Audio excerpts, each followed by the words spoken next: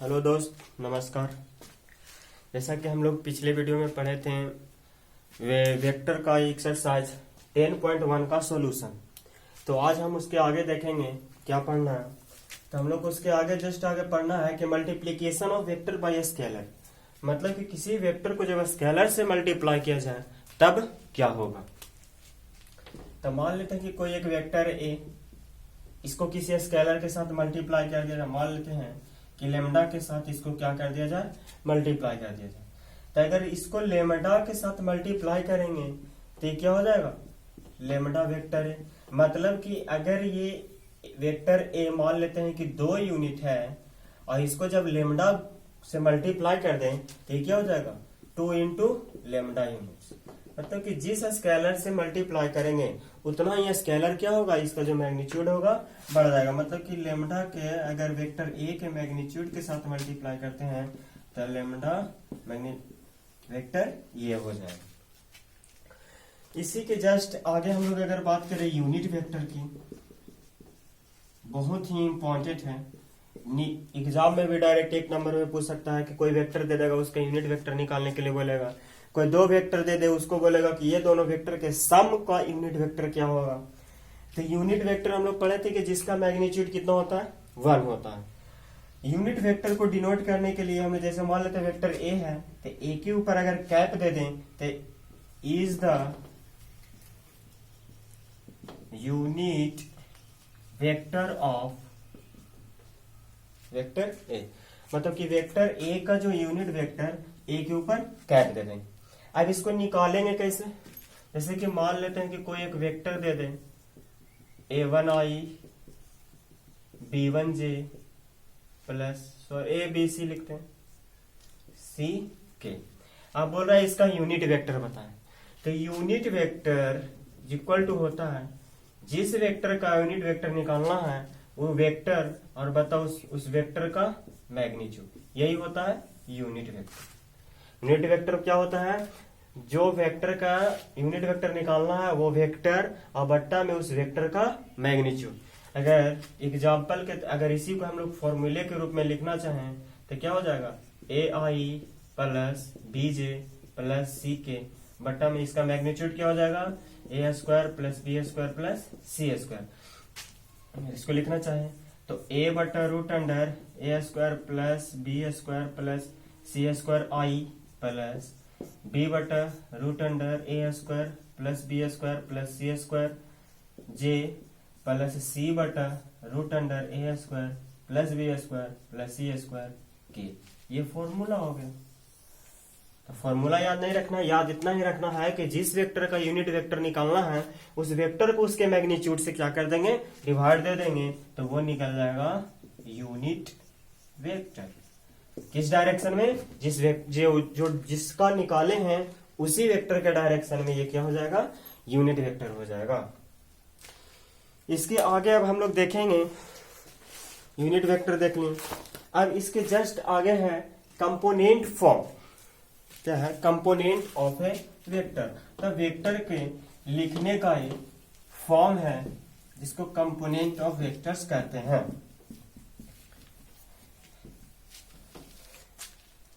क्या है,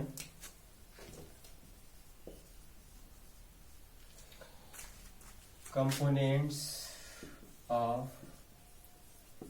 vector. Components of vector मान लेते हैं 3 को एक्सिस x y z। कोई एक पोजीशन वेक्टर है, मान लेते हैं p x, y, z। ये क्या है, o। अब इसका हमको लिखना है कंपोनेंट ऑफ वेक्टर। मतलब कि इसको ये जो पोजीशन वेक्टर है, ओपी वेक्टर क्या है, ओपी वेक्टर है जिसको मान लेते हैं कुछ से दर्शा देना, तो ऐसे रहने दें। ओपी क्या है, एक वेक्टर है जिसका पोजीशन क्या है, x, y, z। मतलब कि x के डायरेक्शन में x चला, y के डायरेक्शन में y चला, z के डायरेक्शन में z चला, तभी तो P पॉइंट पे पहुंचे।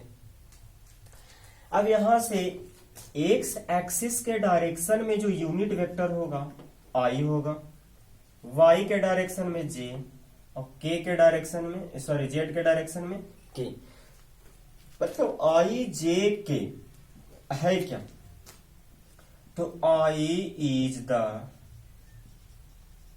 यूनिट वेक्टर इन द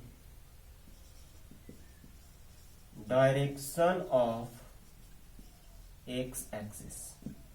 ये हो गया आई की बात।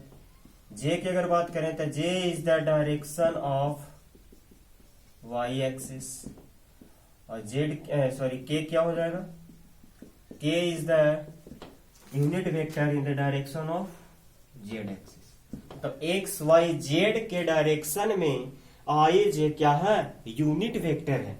यूनिट वेक्टर मतलब कि एक स्टेप चला, एक यूनिट इधर, एक यूनिट इधर, एक यूनिट इधर। आप बोल रहे हैं हमको पी पे पहुंचना, ये जो ओपी पोजीशन वेक्टर है इसी का कंपोनेंट फॉर्म लिखना है।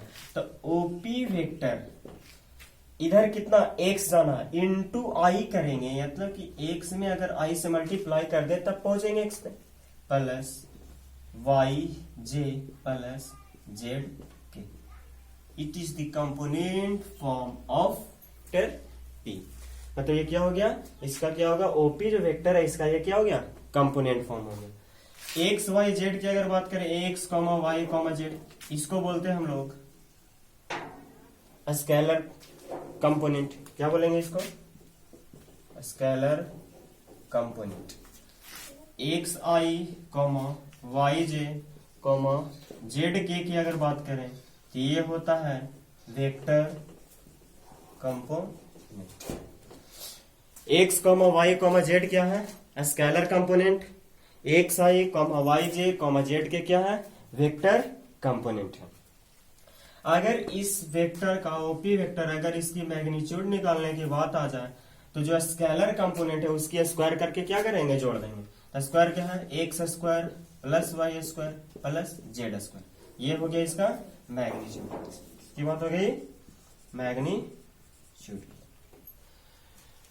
कंपोनेंट फॉर्म कैसे लिखेंगे, जो भी पॉइंट रहेगा उसमें आई जे के लगा देंगे, वो कंपोनेंट फॉर्म हो जाएगा। अगर कंपोनेंट फॉर्म निकल गया तो उसको मैग्नीट्यूड निकालने के बाद जो स्केलर कंपोनेंट करके स्क्वायर करके क्या कर देंगे, जोड़ देंगे, तो ये क्या हो जाएगा, मैग्नीट्यूड हो जाएगा। अब इसके बाद हम लोग बात करेंगे कुछ इंपॉर्टेंट पॉइंट्स है, नोट पॉइंट अगर करके लिख लें। फर्स्ट में, if the vector if the vectors are given in component form, क्या है कि कोई वेक्टर है जो कंपोनेंट फॉर्म में दिया हुआ है, then the two vectors are collinear. मान लेते हैं कि एक वेक्टर ए है, a1i plus b1j plus c1k। कोई वेक्टर बी है a2i plus b2j plus c2k। अब क्या बोला कि vector A and vector B are collinear. क्या है, कोलिनियर है। तो कोलिनियर की कंडीशन जब आ जाए तो क्या करें, जो स्केलर कंपोनेंट था a1 बटा a2 b1 बटा b2 इक्वल टू c1 बटा c2, सभी का रेशियो आपस में बराबर होगा, मान लेते हैं लेमडा। कोलिनियर की जहां बात आ जाए तो कोई दो वेक्टर जब कोलिनियर है तो उसकी जो स्केलर कंपोनेंट होगा उसका रेशियो क्या होगा, बराबर होगा। अगर इसको लिखना चाहे तो मान लो vector a is equal to lambda vector b, सीधा सीधा। ये क्या हो गया, कोलिनियर की। अब आगे देखते हैं,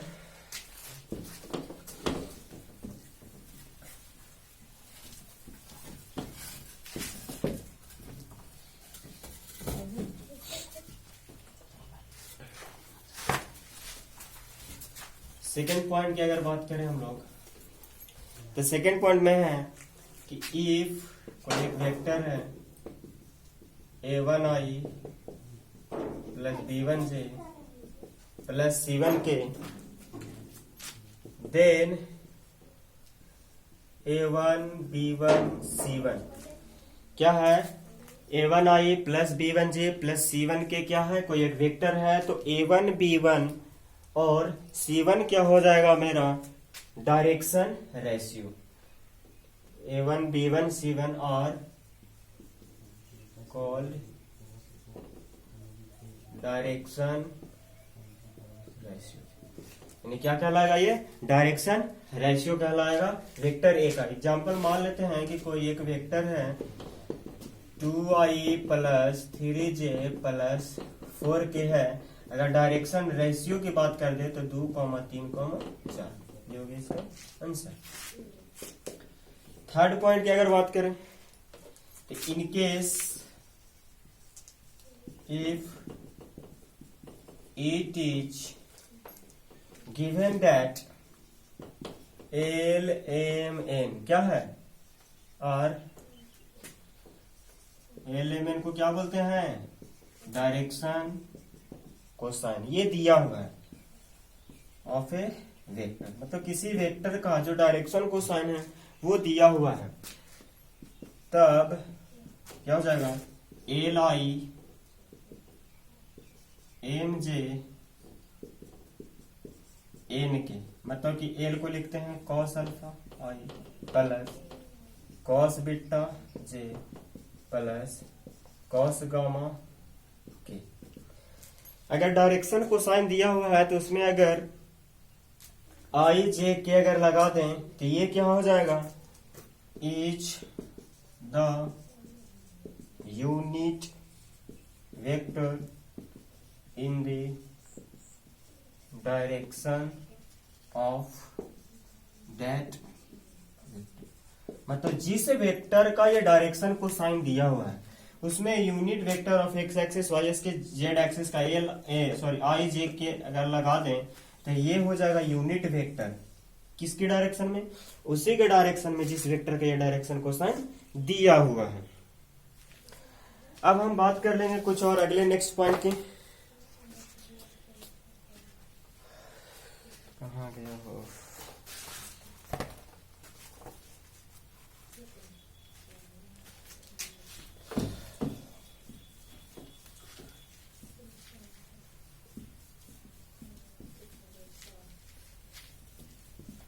डायरेक्शन रेशियो, डायरेक्शन कोसाइन हम लोग पढ़ चुके हैं पिछले वीडियो में। अगर जो नहीं पढ़े हैं, नहीं देखे हैं तो पिछले वीडियो जाकर पहले देख लें।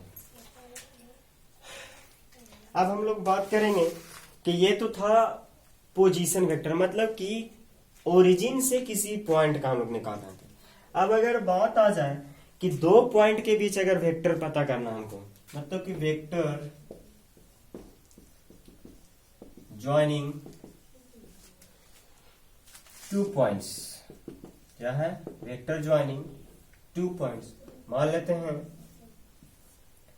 कोई एक पॉइंट है ए, इधर ए रख लेते हैं, ए बी, एक वेक्टर है ए से बी की ओर। अब इसका हमको पता करना है कि क्या होगा। एक इधर से हम ड्रा कर लेते हैं, एक यहां से ड्रा कर लेते हैं, ये ओरिजिन हो गया। मान लेते हैं कि ये दिया हुआ है x1, y1, z1, ये दिया हुआ है x2, y2, z2।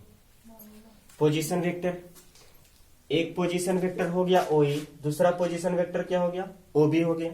अब इस वेक्टर जो AB वेक्टर है यही हमको बताना है कि क्या होगा। दो पॉइंट दिया हुआ है, अब दो पॉइंट दिया हुआ है तो AB को हम लोग वेक्टर के फॉर्म में यानी कि कंपोनेंट फॉर्म में लिखना है। तो अगर इसमें ये देख रहे हैं कि ट्रायंगल है, एक वेक्टर यहां से शुरू है, यहां गया, जहां पे इसका टर्मिनल पॉइंट है वहां से दूसरा का इनिशियल पॉइंट हो गया, मतलब कि ये देखिए ट्रायंगल लॉ को फॉलो कर रहा है। मतलब कि अगर इसमें ट्रायंगल लॉ लगा दें, ट्रायंगल लॉ वेक्टर एडिशन, तो क्या हो जाएगा, OA vector plus AB vector is equal to OB vector होगा कि नहीं होगा, ट्रायंगल लॉ से ये वेक्टर प्लस ये वेक्टर इज इक्वल टू ये रिजल्टेंट हो जाएगा। हमको निकालना है क्या, AB, तो AB को इधर ही रखेंगे तो क्या हो जाएगा, position vector of B minus position vector of A। अगर इसको फॉर्मूले के तौर पे लिखें तो AB vector position vector of O B, O से डी, तो ये दिया हुआ है, पॉइंट दिया हुआ है। अभी हम बताएंगे अगर पॉइंट दिया रहे उसमें अगर आई जे के लगा दे तो वो कंपोनेंट फॉर्म हो जाता है। तो इसको अगर लिख दें तो x2i plus y2j plus z2k, ये हो गया कंपोनेंट फॉर्म में। माइनस इसमें अगर आई जे के लगा दें y1j प्लस z1k, ये भी हो गया। अब क्या करेंगे, ऐड करना है या सब्ट्रैक्ट करना है, तो क्या करेंगे, स्केलर कंपोनेंट को स्केलर से। इससे पहले थोड़ी सी अगर बात समझ लें, नोट करके लिख लें तो ज्यादा बेटर होगा। अगर कोई वेक्टर है a1i plus b1j plus c1k, कोई एक वेक्टर है b a2i plus b2j plus c2k, अगर a प्लस b निकालना है, क्या निकालना है हमको, a प्लस b निकालना है, तो क्या कर देंगे हम लोग, जो स्केलर कंपोनेंट था उसको जोड़ देंगे। क्या करेंगे, i वाला i के साथ, j वाला j के साथ और k वाला k के साथ, ये हो गया a प्लस b। अगर a माइनस b निकालने की अगर बात कह दें तो वही करेंगे, सिर्फ क्या करेंगे, माइनस प्लस की जगह माइनस कर देंगे, i वाला i के साथ सब्ट्रैक्ट कर देंगे, j वाला j के साथ और k वाला k के साथ। अगर यही b माइनस a कहता था b में से a को घटा देते, तो यही कह रहे, देख रहे हैं यहाँ पे माइनस है, तो क्या करेंगे, A B vector is equal to क्या हो जाएगा, x2 में से x1 घट जाएगा, x2 minus x1 i plus y2 minus y1 j plus z2 minus z1 k। ये हो गया जो ए बी वेक्टर है, उसको हम लोग इस तरह से निकाल सकते हैं। एग्जाम्पल के तौर पर अगर हम लोग देखें, मान लेते हैं कोई एक वेक्टर a है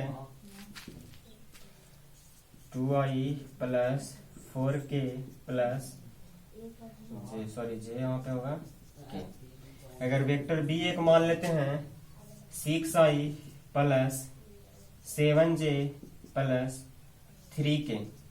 अब हमको अगर बोल दे ए बी निकालना है, क्या निकालना है, ए बी। एक वेक्टर a दिया हुआ है, एक वेक्टर b दिया हुआ है, ए बी निकालने बोले तो क्या करेंगे, यहाँ पे से अगर समझने की कोशिश करें, ए बी निकालना है तो b में से a को घटा दिए, ए बी निकालना है तो b में से a को घटा दिए।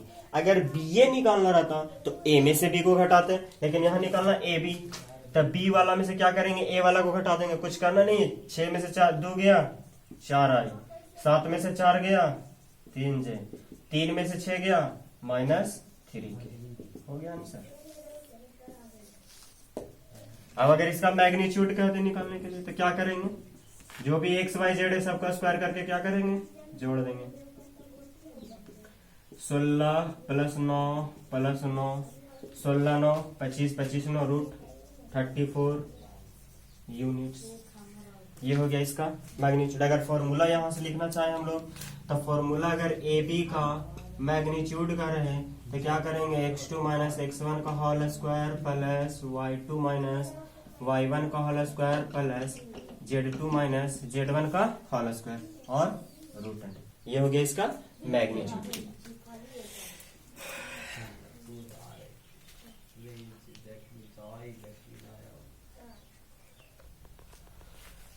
तो अब हम लोग देखेंगे कि सेक्शन फॉर्मूला 10th में जैसे पढ़े थे कि कोई एक पॉइंट होता है, एक लाइन को मान लेते हैं कि m रेशियो n में डिवाइड कर रहा है, वेक्टर a दिया हुआ वेक्टर b दिया हुआ है, ये दोनों को मिलाने वाली जो लाइन है a b, इसको वेक्टर a मान लेते, इसको वेक्टर b मान लेते हैं। एक पोजीशन वेक्टर आ गया r, इस लाइन को a b को m रेशियो n में डिवाइड कर रहा है। तो एक होता है इंटरनली मतलब अंदर की ओर, और एक होता है एक्सटर्नली मतलब कि ये जो लाइन a से b तक है वेक्टर, इसको आगे बढ़ा के काट रहा है। तो अगर इसकी फॉर्मूले की बात करें तो क्या हो जाएगा, एम बी, एम इसके साथ जस्ट इधर वाला इधर के साथ, इधर वाला इधर के साथ, प्लस एन वेक्टर ए बटा एम प्लस एन, ये निकलेगा क्या, वेक्टर आर। ये जो निकाल रहे हैं हम लोग यही पूछता है कि इस कौन सा वेक्टर है जो कि इस वेक्टर को इतना रेशियो इतना के रेशियो में डिवाइड करेगा। एक्सटर्नली की बात करें तो इसमें जो आर है यहाँ है, ये भी क्या निकलेगा, ये वाला इधर m b minus n a बटा m माइनस a, ये हो जाएगा एक्सटर्नल। ये था सेक्शन फॉर्मूला। तो आज की वीडियो में लोग इतना सारा पढ़े। अब इसका सॉल्यूशन है एक्सरसाइज 10.2। एक्सरसाइज 10.2 बहुत ही इंपॉर्टेंट एग्जाम से रिलेटेड अगर समझे तो, और भी अगर कोई एग्जाम अगर समझेंगे एयरफोर्स नेवी वगैरह में, इससे बहुत ही अच्छे से क्वेश्चन पूछता है, बहुत ही ज्यादा पूछता है। तो अच्छे से पढ़ें और नेक्स्ट वीडियो के लिए तैयार रहें।